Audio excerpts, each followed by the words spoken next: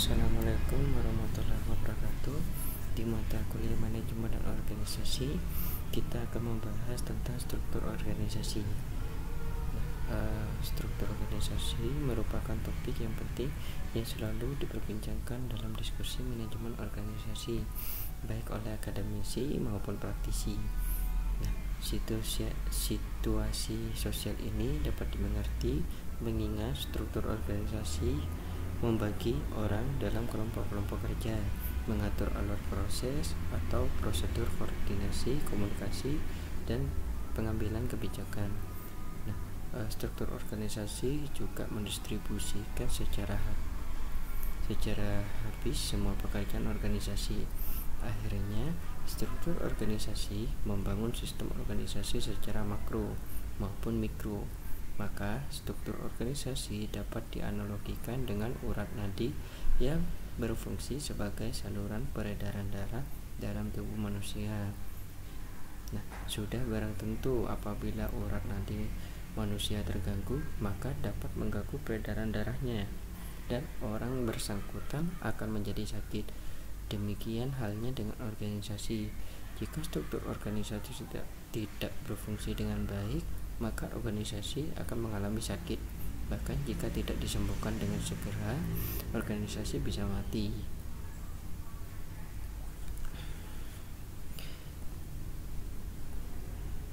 Jadi, struktur organisasi sebagai penggambaran pembagian orang-orang dalam organisasi berdasarkan fungsi kerjanya untuk mencapai tujuan organisasi secara keseluruhan.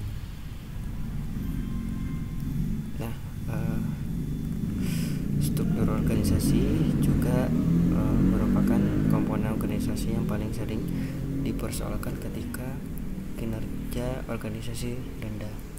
Struktur yang terlalu panjang dengan hierarki tinggi biasanya diduga sebagai penyebab utama pelayanan dan responsivitas organisasi menjadi rendah.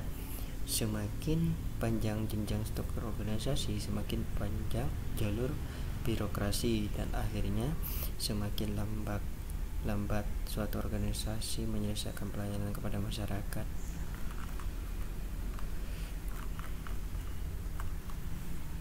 Ini adalah struktur organisasi menurut para ahli.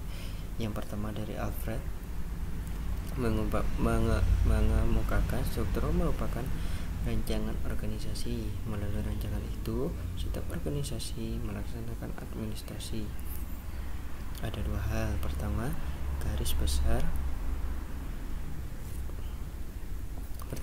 garis pimpinan dan komunikasi di antara administratif office dan official. Dan kedua, garis pimpinan dan komunikasi yang menunjukkan bagaimana seharusnya data dan informasi itu dialirkan.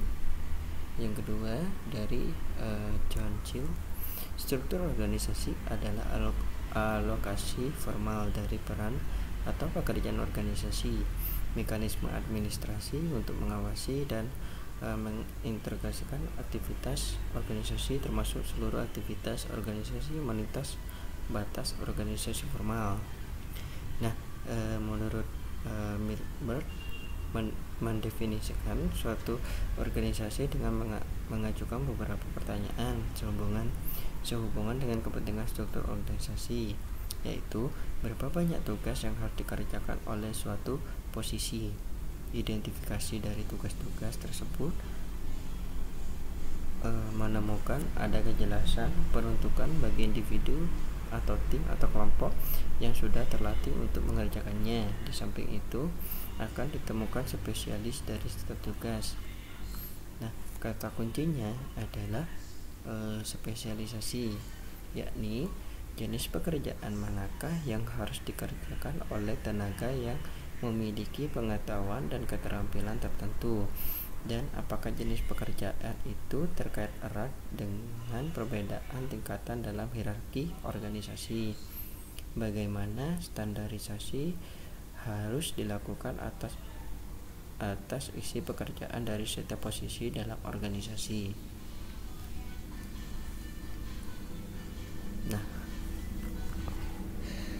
pandangan dari ahli di atas memiliki kemiripan. Mereka melihat struktur organisasi sebagai deskripsi mengenal dua hal, yakni pertama, organisasi dikelompokkan dalam bagian-bagian atau divisi-divisi.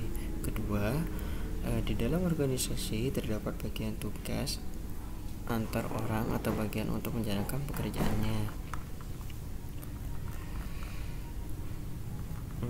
Oke. Nah, ini adalah faktor yang harus diperhatikan oleh perancang struktur organisasi. Yang pertama adalah lingkungan informasi, lingkungan organisasi, yaitu lingkungan sosial atau lingkungan eksternal dan fisik atau lingkungan internal tempat di mana organisasi itu berada. Yang kedua adalah teknologi, yakni segala bentuk material atau peralatan, mesin, dan lain-lainnya yang merupakan aplikasi dari desain atau metode dan teknik yang digunakan untuk memperlancar pelaksanaan tugas-tugas dalam organisasi. Yang selanjutnya ada strategi organisasi, yakni ilmu, seni, atau kiat untuk melaksanakan kebijakan pokok dari organisasi.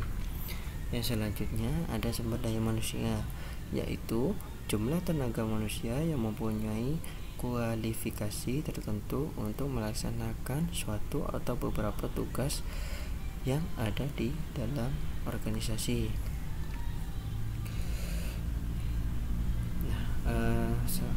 Selanjutnya, faktor lain yang tidak kalah pentingnya diperhatikan dalam menyusun struktur organisasi adalah ketersediaan atau kecukupan pembiayaan. Struktur organisasi memiliki hubungan dengan pembiayaan yang harus dikeluarkan organisasi sepanjang waktu. Misalnya, organisasi harus membayar tunjangan pejabat yang menduduki jabatan dalam struktur tersebut, pembuatan hingga pemeliharaan kantor dan rekrutmen pegawai. Selanjutnya, keberagaman tipe struktur organisasi. Nah, yang pertama ini ada struktur fungsional dan struktur produk. Yang kedua, struktur organisasi formal. Yang ketiga, struktur organisasi informal. Yang keempat, struktur sederhana. Yang terakhir, struktur divisi. Nah, struktur fungsional dan pada organisasi menggunakan struktur fungsional, kegiatan pada keseluruhan tingkatan dikelompokkan sedemikian rupa sehingga kegiatan yang fungsinya sama terkumpul pada suatu bagian atau organisasi tertentu.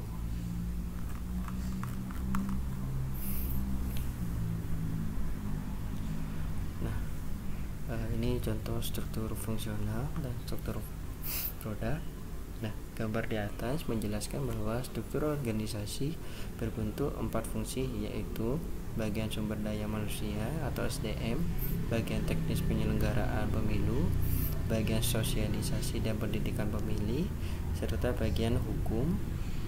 Bagian SDM memiliki fungsi melakukan rekrutmen dan pengembangan SDM organisasi. Bagian teknis menyelenggarakan pemilu memiliki fungsi pelaksanaan seluruh tahapan pemilu. Bagian sosialisasi dan pendidikan pemilih memiliki fungsi melakukan sosialisasi sistem dan tahapan pemilu serta fungsi pemilihan politik kepada pemilih.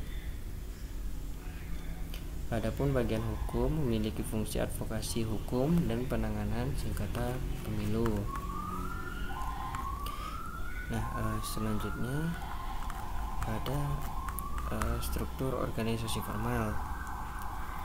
Nah, struktur organisasi formal juga memiliki beberapa ciri. Yang pertama, hubungan antar personal maupun antar kelompok telah diatur sesuai dengan rancangan format dan biasanya sudah ada prosedur tetap. Yang kedua, mempunyai bahkan organisasi yang menunjukkan bagaimana seharusnya para personil maupun kelompok dalam organisasi berinteraksi satu dengan yang lain. Oleh karena itu, ada komunikasi dari bawah ke atas, Ada komunikasi dari atas ke bawah, ada komunikasi horizontal, dan ada komunikasi diagonal.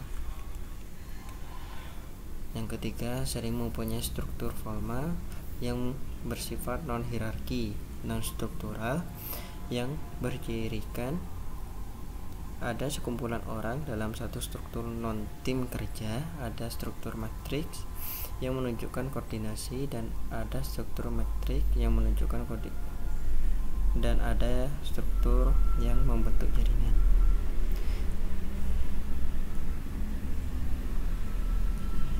Nah, struktur formal dan struktur produk sama-sama memiliki keuntungan dan kelemahan. Keuntungannya adalah pelaksanaan tugas dan fungsi sangat terarah, kejelasan garis komando dan tanggung jawab, hubungan kerja bersifat impersonal, dan ada kesadaran atas satu orang, satu tugas, dan satu atasan. Namun demikian, kelemahannya adalah para karyawan bekerja seperti robot, sehingga tanpa inovasi dan kurang memperhatikan aspek-aspek hubungan kerja kemanusiaan. Yang selanjutnya ada struktur organisasi informal. Nah, struktur informal dicirikan oleh beberapa faktor sebagai berikut. Yang pertama adalah hubungan antar personal maupun antar kelompok tidak diatur secara formal atau tidak ada prosedur tetap. Yang kedua, tidak mempunyai bahkan organisasi yang menunjukkan bagaimana seharusnya para personil maupun kelompok dalam organisasi berinteraksi satu dengan yang lainnya. Oleh karena itu, struktur tersebut tidak berpola. Yang ketiga, struktur ini terbentuk apabila organisasi membutuhkan dan seringkali bermanfaat membantu setiap kegiatan karena anggotanya selalu siap kapan dan di mana saja.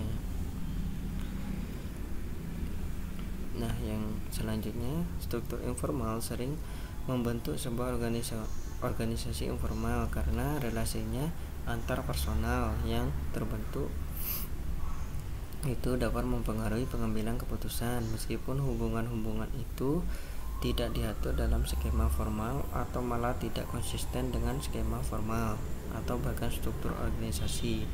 Tidak berlebihan kemudian ketika ada anggapan kehadiran struktur informal untuk menanggapi struktur formal atau malah bertentangan dengan struktur formal. Yang selanjutnya, struktur informal berfungsi untuk memenuhi kebutuhan sosial atau pengembangan norma dan tekanan kelompok karena dapat menghambat komunikasi formal dalam organisasi.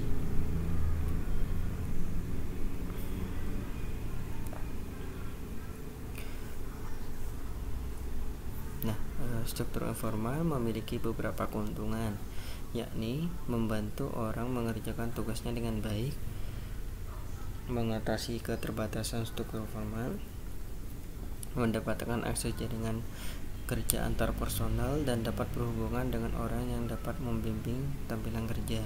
Sedangkan kerugian struktur informal yaitu membiarkan pekerjaan dilaksanakan berdasarkan kepentingan tertentu, memungkinkan terjadinya rumor, dapat mengalirkan informasi yang tidak akurat, resistensi terhadap perubahan, menghasilkan pekerjaan yang belum tentu sesuai dengan rencana organisasi, dan dapat diasingkan oleh pihak luar.